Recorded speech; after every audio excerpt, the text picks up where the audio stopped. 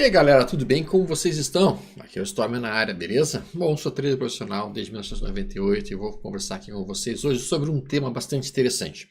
O tema de hoje é Swing Trade. Nós vamos falar hoje, começamos hoje, uma série de vídeos que vão tocar nesse tema específico, como fazer Swing Trade em ações. E aí eu vou tentar mostrar para vocês algumas ideias que podem ser bastante interessantes.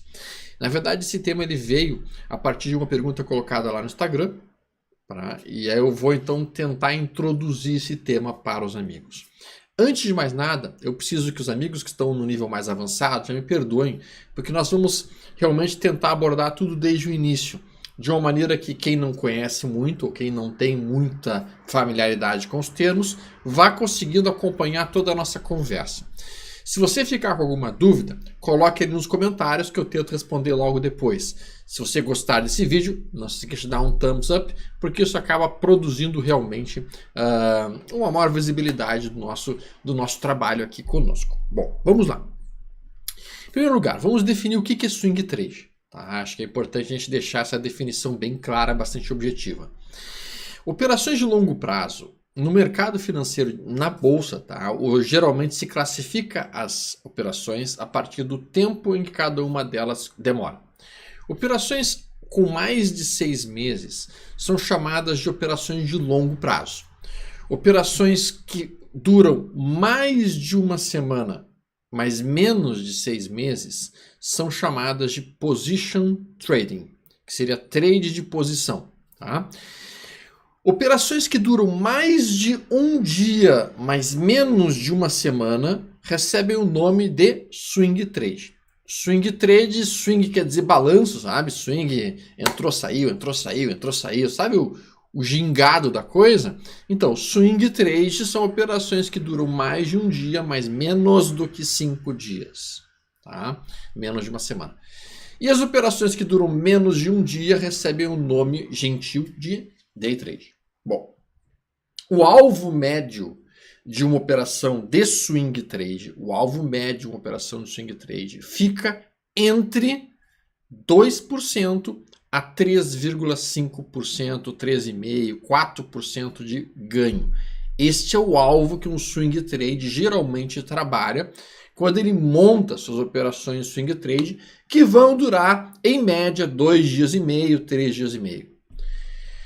A quantidade de operações executadas por um swing trader em um mês geralmente fica em torno de 4 a no máximo 6 operações por mês. Não muito mais do que isso, tá? Se ele fizer mais operações do que isso, geralmente ele está localizando mais trades do que usualmente o mercado pode oferecer com segurança para ele. Então nós estamos falando de uns 6 trades por mês, 6 a 7 trades por mês, com um alvo médio de 2,5% a 3,5%. O outro ponto que é importante de ser mencionado é a partir de que valor começa a valer a pena operar swing trade. Bom, se nós estamos falando de um valor, se nós estamos falando de um alvo médio de 2,5% a 3,5%, vamos colocar aqui uma tabela rapidamente para a gente ver. Se nós estamos falando de uma pessoa operando com 5 mil reais, naturalmente 2% disso vai ser algo em torno de... Ele vai estar buscando um lucro de 100 reais por operação. Tá? E daí ele vai construindo com isso em torno de 6 operações por mês.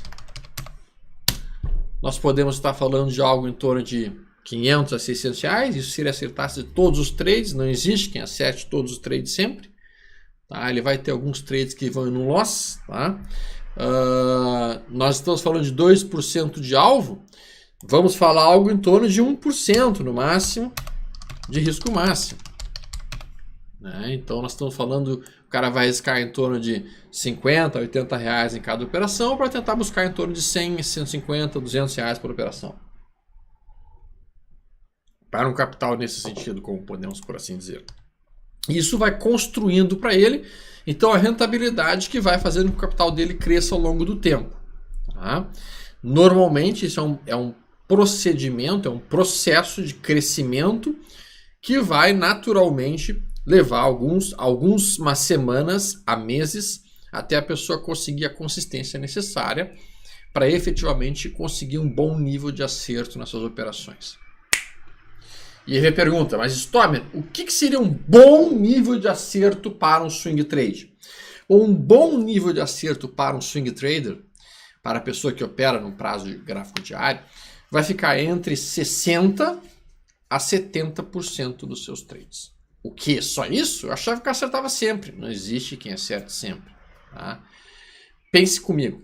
Quando você monta uma operação e você arrisca, por exemplo, R$1 para tentar buscar um alvo que é 2 vezes o seu risco, ou mesmo 3 vezes o seu risco, mesmo que se você tiver 50% de acerto, 50%, acertar metade das operações, mas na metade que você acertou, você fizer R$3 de lucro, e na metade que você errou, você perder R$1, mesmo com 50% de acerto, você estará no lucro. E isso significa expectativa matemática.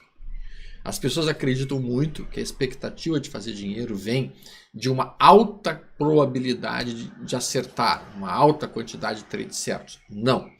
A maior parte dos bons resultados de um trader vem da expectativa matemática, ou seja, do fato de quando ele ganha muito mais do que quando ele perde.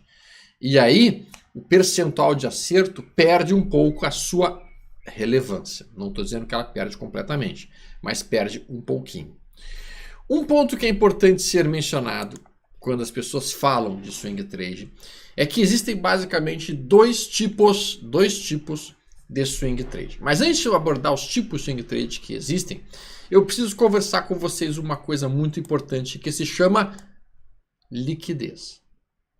Não adianta vocês olharem um gráfico lindo e maravilhoso, mas esse gráfico tiver uma baixíssima liquidez.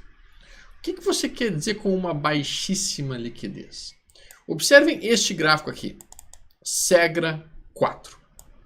É um gráfico bonito, é um gráfico interessante. Só tem um problema nesse papel. Olha a quantidade de negócios que acontecem por dia nesse ativo. São 90 negócios.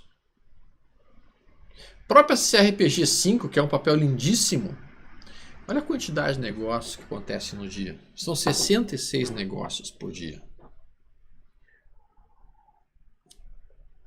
Qual que é o problema, Stormer, em que eu opere um papel que tem um baixo número de negócios? É que os sinais não são confiáveis. Olha o Whirlpool, por exemplo. É um gráfico bonito, o gráfico da Whirlpool. Mas, cara, são 29 negócios por dia. Tem o quê? 58 pessoas operando o Whirlpool por dia. Então, qualquer sinal gráfico, qualquer sistema que apareça aqui, vai perder a sua confiabilidade. Então, nós temos que entender que os gráficos eles funcionam como uma pesquisa eleitoral. Quanto mais pessoas você perguntar numa cidade em quem eles irão votar, mais confiável fica a sua pesquisa. Se você perguntar para 1 milhão de pessoas, é uma pesquisa muito mais confiável do que uma pesquisa em que você pergunta para 10 pessoas, ou 5 pessoas, ou para uma Kombi, né? Então, nós temos que entender que o poder dos números está realmente na quantidade maior de pessoas que nós estamos ouvindo. E quando a gente fala de papéis que têm um baixo número de negócios, nós estamos falando de papéis que têm sinais bem menos confiáveis. Ok? Bom, então o número de negócios que eu considero minimamente aceitável é um número maior de 3.000 negócios. Tá? Então eu gosto de operar realmente ações que tenham mais de 3.000 negócios por dia. E aí nós poderíamos ver aqui uma Apple 34 no caso, podemos ver uma Embraer, podemos ver a Vamo, a Google está abaixo disso, mas as BDRs têm uma liquidez menor, a gente sabe disso. a gente vê uma Marfrig, uma Pets, a gente começa a olhar aqui alguns papéis que estão realmente acima de 3 mil negócios. E vemos muitos papéis que ainda não estão. Por exemplo, uma JOL, uma VVR3. Né? Então esses papéis que estão abaixo de 3 mil negócios, eu realmente evito eles pela liquidez mais frágil e os sinais não tão confiáveis. Então o primeiro ponto que nós precisamos ver é a quantidade de negócios que estão sendo trabalhados naquele papel, para ver se aquele papel tem realmente os sinais mais confiáveis que nós podemos estar empregando, ok? Bom, dito essa questão de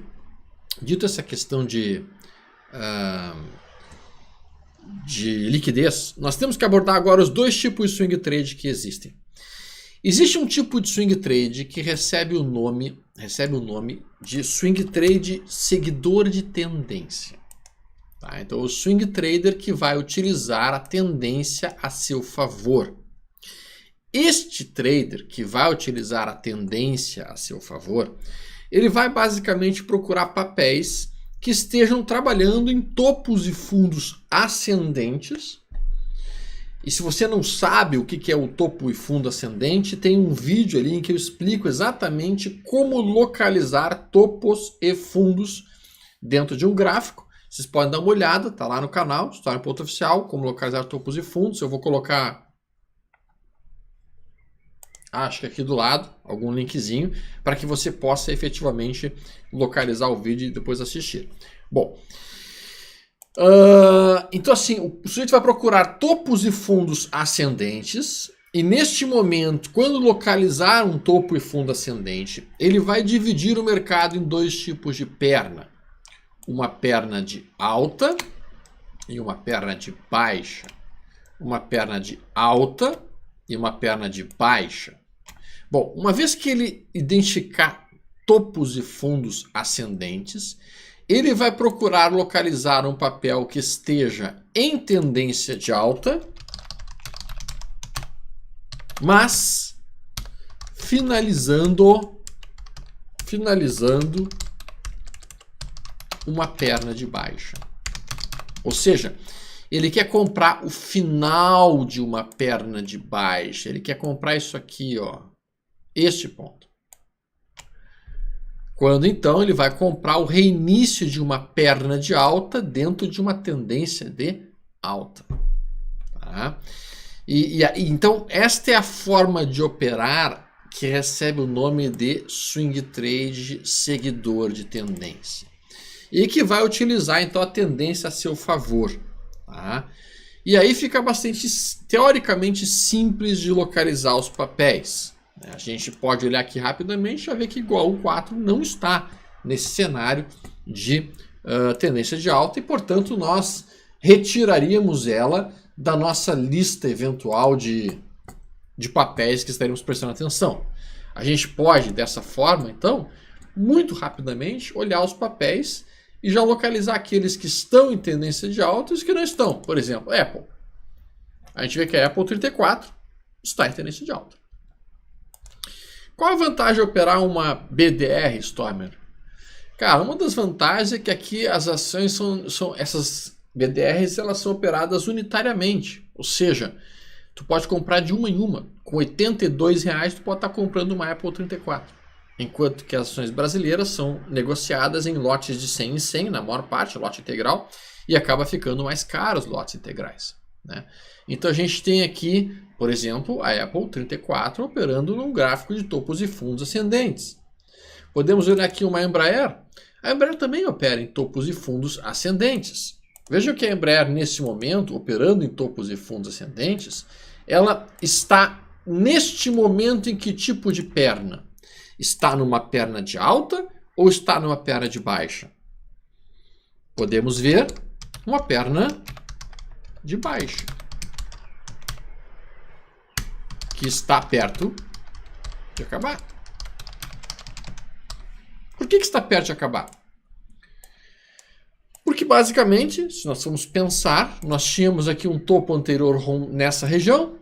Veja esse topo importante. Veja que o mercado rompeu aqui. Após ter rompido, subiu bastante.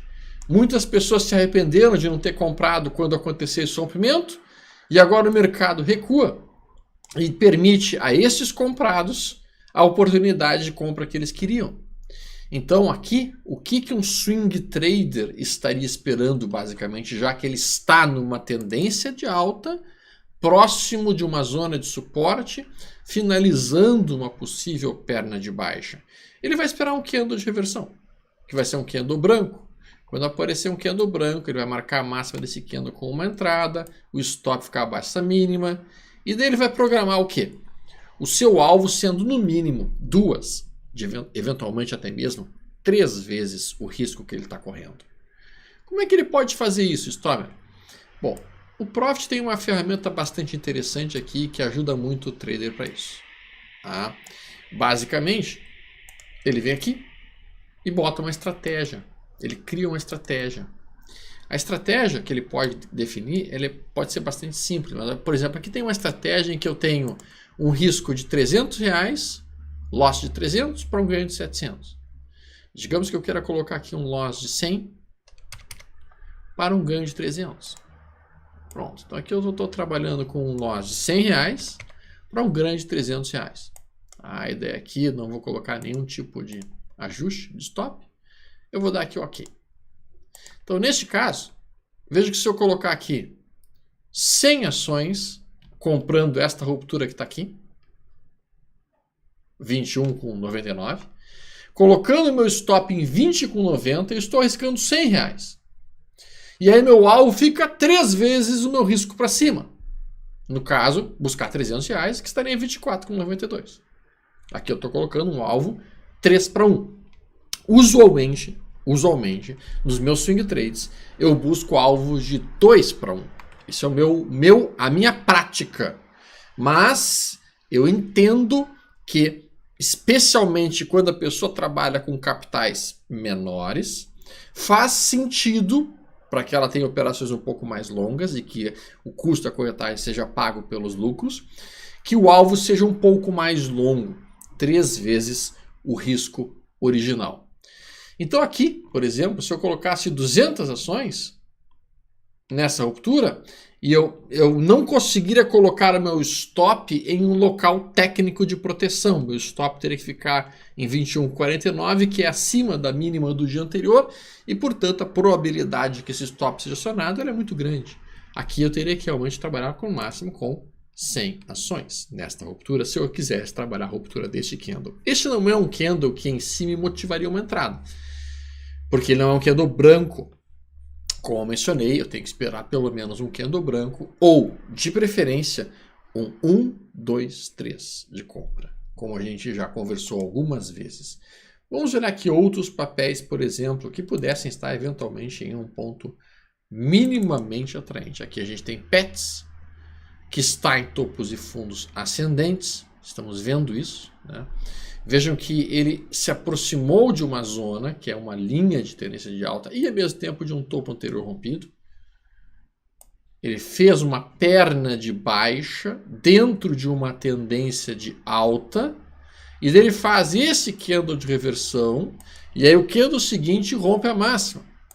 Então uma pessoa que fosse operar aqui como swing trader, poderia ter pensado aqui, cara, eu vou colocar uma entrada aqui, ó, olha ali, ó. 100 açõezinhas na ruptura daquela máxima ali de 26,42, com stop abaixo de 25,42, com o alvo 3 vezes o risco para cima, operando dentro da tendência de alta. Aqui, honestamente falando, é importante a gente ter isso em mente, tá? Eu não colocaria meu stop imediatamente abaixo dessa mínima, eu colocaria provavelmente um pouco mais abaixo da mínima deste candle que está aqui. Tá? Mas o conceito basicamente é esse, é pegar uma tendência de alta, então topos e fundos ascendentes, esperamos um recuo, esperamos um candle de reversão, tomamos essa ruptura. Aí o stop fica curto, vou estar arriscando um candle para tentar ganhar 2 ou 3 candles. Essa é a ideia principal do modelo. Vou pegar aqui uma JB, Johnson & Johnson. Olha que interessante. A Johnson & Johnson estava em topos e fundos ascendentes. Ó. A gente pode ver aqui. Topo, fundo, topo, fundo, topo, fundo, topo. Aí ela recua. Ela faz um candle branco aqui, que não me permitiu a compra porque não rompeu a máxima. Depois ela faz um novo candle branco aqui. Eu teria colocado uma entrada aqui, que não foi rompida. Depois ela faz um novo candle branco aqui. E dela permite uma compra aqui. Veja que a Johnson & Johnson não tem mais de 3 mil negócios por dia. Ela tem em torno de 1.800 negócios, 1.200 negócios por dia. Tá aqui, ó. Como eu mencionei, BDRs têm, infelizmente, menos liquidez por enquanto. Por enquanto. Mas vejam que aqui o cara poderia ter feito o seguinte. Eu vou botar, por exemplo, 400 BDRs. Não, tu vê que dá muito. 50 BDRs. Poderia colocar 70 BDRs. Ó. Então aqui ele está trabalhando com 70 BDRs na ruptura de 60 com 0,8, o stop ficando imediatamente abaixo de 58,65, ele está arriscando R$100 para buscar um ganho de 300. Operação muito adequada dentro da tendência de alta que a Johnson & Johnson está produzindo. Né? Poderíamos colocar aqui outros papéis, como a TOTS, vamos ver a TOTS. A TOTS encontra-se numa tendência de alta, sim, são topos e fundos ascendentes. Ela se aproximou de um topo anterior. E pessoal, isso não é recomendação de compra, eu estou apenas utilizando exemplos para que as pessoas vejam e aprendam, até porque isso vai ser apresentado no final do dia de hoje. Então provavelmente o mercado já vai ter mudado, as condições já vão ser outras. É apenas para vocês entenderem o conceito. E aí vem o conceito do 1, 2, 3. Vejam, nós estamos em tendência de alta, topos e fundos ascendentes, e a gente faz mínima, mínima mais baixa e mínima mais alta. Este conceito é que forma um fundo. Mínima, mínima mais baixa, mínima mais alta, fundo, dentro de uma tendência de alta. Então um trader aqui poderia considerar o quê? Eu vou pensar em comprar a ruptura da máxima desse candle aqui, com o meu stop ficando abaixo dessa mínima aqui, com o meu alvo sendo 2 vezes o risco para cima. Entenderam? E com isso ele construiria um trade bem delineado, dentro do controle de risco que ele aceita ter. No caso aqui os R$100 de perda máxima, trabalhando um alvo 3 vezes para cima. Mas eu aceito mais do que R$100, história, porque meu capital é um pouquinho maior. Tudo bem, calcule isso para você. Pense nisso para você. Ok? A história, eu estou com dificuldade de compreender o que é uma tendência de alta e o que é uma tendência de baixa. Vai lá na jornada do trader, lá na ls.com.vc, e ele tem toda a explicação de o que é uma tendência de alta e o que é uma tendência de baixa.